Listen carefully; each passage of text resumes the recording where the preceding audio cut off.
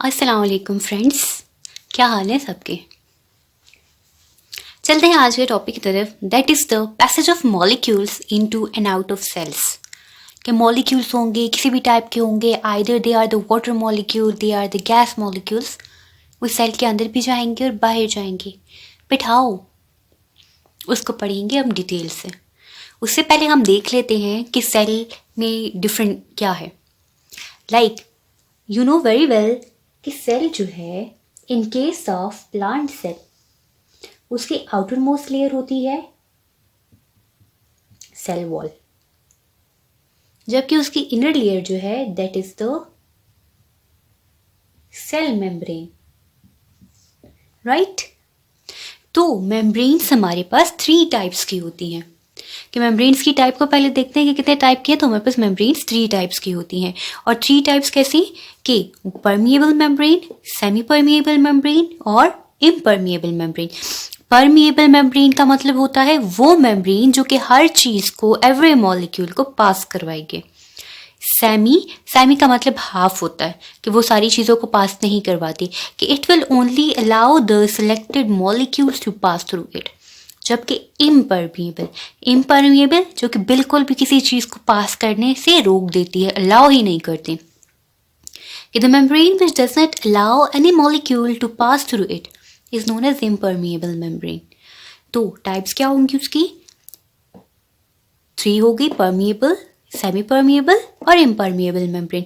Example permeable membrane की देख लेते हैं। Cell wall, in case of plant cells, animal cells में सेल वॉल एब्सेंट होती है। Keep in mind 5 kingdom system है। 5 किंगडम सिस्टम में 4 किंगडम्स के पास सेल वॉल प्रेजेंट है, जबकि एक किंगडम के पास नहीं है। Kingdom protista, kingdom Monera, kingdom fungi and kingdom Plantae. ये 4 किंगडम्स ऐसे हैं जहां पे सेल वॉल प्रेजेंट है, जबकि cell wall is absent in kingdom Animalia. Right.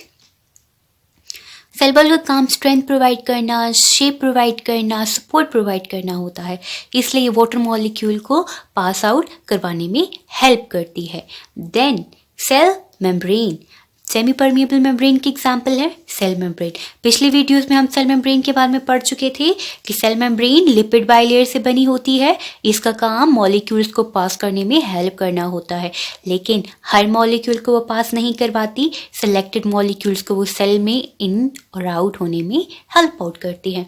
Then the next one, impermeable की एग्जाम्पल लाइक ऑर्गेनालीज हो गई। फॉर एग्जाम्पल लाइसोसोम लेते हैं तो लाइसोसोम ऑर्गेनाली है। इसके एग्जाम्पल में क्या क्या ऐसे कह सकते हैं कि इम्परमिएबल है कि ये इसकी जो मेम्ब्रेन होती है वो कंप्लीटली बाउंड होती है, मतलब उसमें कोई पोर नहीं होते कि अंदर से बाहर की तरफ और बाहर से अंदर की तरफ कोई भी मॉलिक्यूल पास हो जाए। इसमें जो भी मटेरियल होगा वो सारा इसी के अंदर ही रहेगा, इसे बाहर नहीं जाने देगी और बाहर से किसी चीज़ को अंदर आने नहीं देगी। तो ये एग्जाम्पल हो जाएगी ऑर्गेनालीज में लाइसोसोम की होगी। इसी तरह बाकी ऑर्गेनालीज हैं, उनके एग्जाम्पल भी हम इम्परमिएबल मेम्ब्रेन के लिए ले सकते हैं कि उनकी जो मेम्ब्रेन होगी वो इम्परमिएबल होगी। तो कितने टाइप्स ऑफ मेम्ब्रेन्स हो गई? 3 types, permeable, semi permeable, impermeable. Permeable जो कि अलाउ करती है हर मॉलिक्यूल को, और एग्जाम्पल क्या है? Cell wall. सेमी परमिएबल जो कि अलाउ करती है सिलेक्टेड मॉलिक्यूल्स को, और एग्जाम्पल है सेल मेम्ब्रेन। इम्परमिएबल जो कि बिल्कुल भी अलाउ नहीं करती किसी मॉलिक्यूल को पास होने में, और एग्जाम्पल क्या है? ऑर्गेनालिस की मेम्ब्रेन, फॉर एग्जाम्पल लाइसोसोम। हमने टाइप्स ऑफ मेम्ब्रेन्स तो देख ली, 3 टाइप्स थी, permeable membrane, semi permeable membrane और इम्परमिएबल मेम्ब्रेन। देख तो लिया, लेकिन अब इनका मेन फंक्शन क्या है कि why the molecules have to move into and out of the cell. Function to maintain the equilibrium, equilibrium maintain करने के लिए मूवमेंट ऑफ मॉलिक्यूल्स होना इंपॉर्टेंट है, either inside of the cell और out of the cell. Right. Equilibrium क्या है? Balance करना। Inside of the cell और आउटसाइड ऑफ द सेल का जो इन्वायरमेंट होगा उसको बैलेंस करने के लिए मॉलिक्यूल का इनसाइड मूव करना और आउटसाइड मूव करना इम्पॉर्टेंट है। अब किस टाइप के मॉलिक्यूल इनसाइड मूव करेंगे और किस टाइप के आउट करेंगे. Those molecule can be either the liquid molecule, they can B gases, ये कुछ भी हो सकते हैं. किसी भी टाइप के मॉलिक्यूल्स होंगे जो कि अंदर और बाहर जा सकते हैं. क्योंकि एक सेल है, उसको जिंदा रहने के लिए न्यूट्रिएंट्स की ज़रूरत होती है. वो न्यूट्रिएंट्स उसे बाहर से मिलेंगी तो molecule will come into the cell. और जो ड्यूरिंग द मेटाबॉलिज्म प्रोसेस जब वो उसको यूज़ कर लेंगे तो वेस्ट प्रोडक्ट्स भी बनेंगी. तो उन वेस्ट प्रोडक्ट्स को बाहर निकालने के लिए भी तो they have to move out of the cell, तो उनको बाहर निकालना है. इसलिए ये मूवमेंट होना बहुत ज़रूरी है क्योंकि इनसाइड द सेल का इन्वायरमेंट और आउटसाइड का सेल का इन्वायरमेंट मेंटेन रहेगा, वहाँ पे बैलेंस रहेगा. तो मूवमेंट जो है they can be occur through the following ways, either diffusion, facilitated diffusion, osmosis, active transport, exocytosis and filtration. तो डिफ्यूजन क्या है? It is the movement of molecules from a region of higher concentration towards a region of lower concentration. तो molecule जो है वो higher concentration से lower concentration की तरफ मूव करेंगे. Facilitated diffusion, as the name indicate, facilitate करना, help out करना. अब इसमें क्या होगा कि कुछ कैरियर प्रोटीन्स यूज होंगे जो कि हायर कंसंट्रेशन से लोअर कंसंट्रेशन की तरफ मूवमेंट करवाने में हेल्प करेंगे without the use of energy, right. Next one is osmosis. Osmosis is what? It is the movement of the water molecule from a region of higher concentration towards a region of lower concentration. कि water molecule की movement होगी higher concentration से towards the lower concentration. Then active transport. Active mean active है तो obviously some sort of energy use होगी.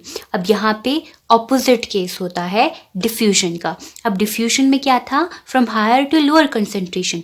Active में है from lower concentration towards a higher concentration with the expenditure of energy. अब यहाँ पे energy use होगी, active transport में एनर्जी होगी, तभी लोअर कंसंट्रेशन से हायर कंसंट्रेशन की तरफ मूवमेंट पॉसिबल है. नेक्स्ट एक्सोसाइटोसिस और एंडोसाइटोसिस की मदद से. एक्सो मीन आउटसाइड, मीन्स कि सेल उनको बाहर निकालेगा. हाउ, ये हम डिटेल से पढ़ेंगे. एंडो मीन इनसाइड, बाहर से अंदर की तरफ लेकर आना. Then the other one that is the filtration. Filtration जैसे फिल्टर करते हैं हम किसी चीज़ को, तो filtration with the help of pressure, hydrostatic pressure, उसकी मदद से स्मॉल मॉलिक्यूल्स को फिल्टर आउट किया जाएगा, उन्हें बाहर निकाला जाएगा. इस तरह हमारे पास एक ये मूवमेंट ऑफ मॉलिक्यूल्स होती हैं फॉलोइंग स्टेप्स को करके. तो चलते हैं पहले प्रोसेस की तरफ, that is the diffusion. Diffuse करना, मिक्स हो जाना. तो क्या है diffusion? It is the movement of a substance from a region of higher concentration to the region of the lower concentration. कि कोई भी सब्सटेंस हो जिसकी मूवमेंट हो हायर कंसंट्रेशन, वो रीजन, वो एरिया, वो जगह जहाँ पे वो बहुत ज़्यादा क्वांटिटी में प्रेजेंट हो, to the region of lower concentration, उस एरिया में, उस जगह में जहाँ पे उसकी क्वांटिटी कम हो, राइट. कि सब्सटेंस जो कि हायर कंसंट्रेशन से लोअर कंसंट्रेशन की तरफ मूव करे by a process known as diffusion. कि डिफ्यूजन की प्रोसेस की वजह से वो एक जगह से दूसरी जगह पे मूव करते हैं. डिफ्यूजन के प्रोसेस में किसी टाइप की एनर्जी यूज नहीं होती, इसीलिए से पैसिव ट्रांसपोर्ट भी कहते हैं. The type of transport in which no energy is utilized is known as passive transport. क्योंकि डिफ्यूजन के लिए किसी किस्म की एनर्जी की रिक्वायरमेंट नहीं होती, वो बिना एनर्जी के हो जाती है, क्योंकि हायर कंसंट्रेशन से लोअर कंसंट्रेशन की तरफ जाना है तो इजीली हो जाएगा, इसीलिए उसको पैसिव ट्रांसपोर्ट कहते हैं, right. It is a slow process yet it is efficient. ये एक स्लो प्रोसेस होता है लेकिन बहुत एफिशिएंट होता है. अब डिफ्यूजन क्यों होगी? क्योंकि एक रीजन है जहाँ पे किसी सब्सटेंस की, किसी मॉलिक्यूल की कंसंट्रेशन बहुत ज़्यादा है, तो वो उस रीजन की तरफ ऑटोमेटिकली मूव करेगा जहाँ पे उसकी कंसंट्रेशन कम है. और ये मूवमेंट तब तक होगी जब तक वो बैलेंस ना हो जाए, इक्विलिब्रियम ना मेंटेन हो जाए. तो सेल मेम्ब्रेन जैसे हमने बोला, it is partially permeable membrane या सेमी परमिएबल मेम्ब्रेन, कि वो कुछ चीज़ों को अलाउ करेगी मूव होने में और कुछ को अलाउ नहीं करेंगे। तो जो अलाउ करती है लाइक स्मॉल मॉलिक्यूल्स, वाटर हो गया, carbon dioxide, oxygen gas, glucose, इन सब को वो अलाउ करती है और इसी तरह वो अपने सेल से बाहर मूवमेंट भी करवाती है इन्हीं मॉलिक्यूल्स की। तो जो स्मॉल मॉलिक्यूल्स होंगी उनकी movement inside the cell and outside of the cell होगी, राइट। कार्बन डाइऑक्साइड और ऑक्सीजन जो है वो बहुत इजीली डिफ्यूज़ हो सकते हैं और ग्लूकोज जो है वो बहुत इजीली डिफ्यूज़ होंगे सेल मेम्ब्रेन के अक्रॉस। तो क्या होता है कि जब डाइजेशन होती है, हमारा जो डाइजेस्टिव सिस्टम है कि हम फूड खाते हैं, फूड को वो डाइजेस्ट करता है by different processes in different organs. तो अब क्या होता है, फूड की जो डाइजेशन होती है वो स्टार्ट तो माउथ से हो जाती है एंड देन स्टमक में, small intestine and the large intestine, तो कंप्लीट डाइजेशन फूड की स्मॉल इंटेस्टाइन में हो जाती है। तो फूड की जब डाइजेशन होती है, फूड सिंपल फॉर्म में कन्वर्ट होता है, तो वो किस में कन्वर्ट हो जाता है, ग्लूकोज में, क्योंकि ये ग्लूकोज एब्जॉर्बेबल फॉर्म है। क्योंकि आपको अभी बताया कि जो सेल मेम्ब्रेन है वो स्मॉल मॉलिक्यूल्स को पास होने देती है, तो ग्लूकोज इज स्मॉल मॉलिक्यूल। अगर इसको कम्प्लेक्स फॉर्म में जाएंगे तो हमारी सेल जो है वो इसेबल नहीं है कि कम्प्लेक्स फॉर्म को अंदर आने की परमिशन दे, तो ग्लूकोज में कन्वर्ट होना बहुत इंपॉर्टेंट है।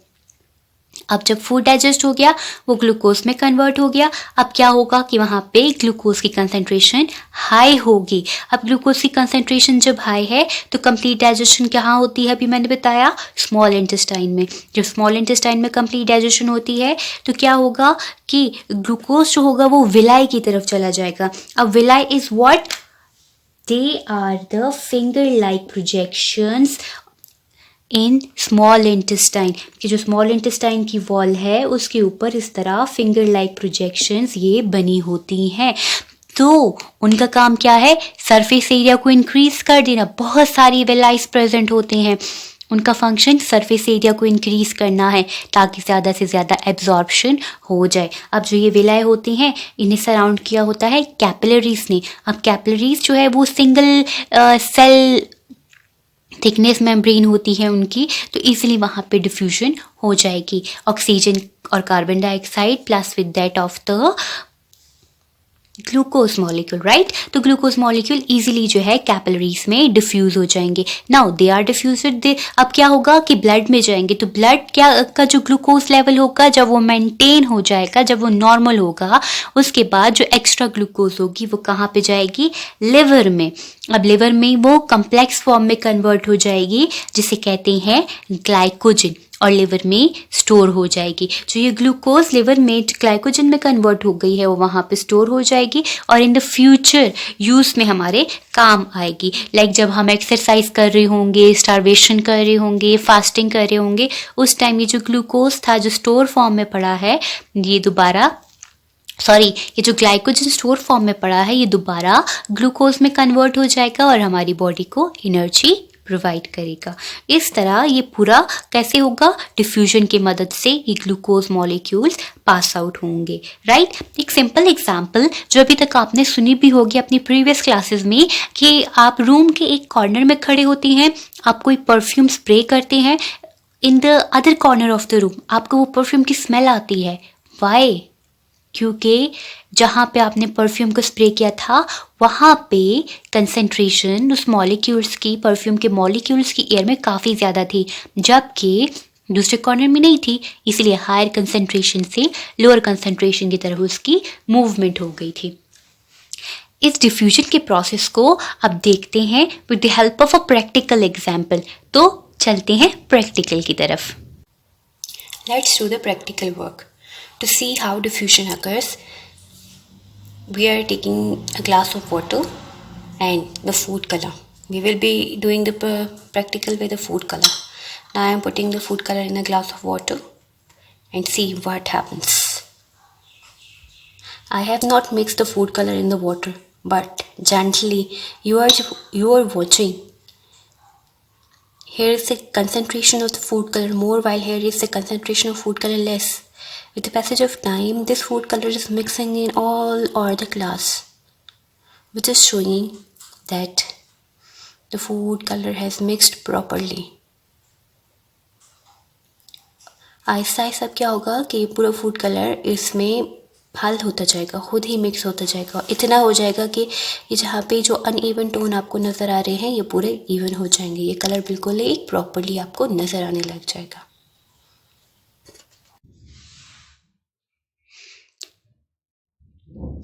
तो ये था हमारा प्रैक्टिकल।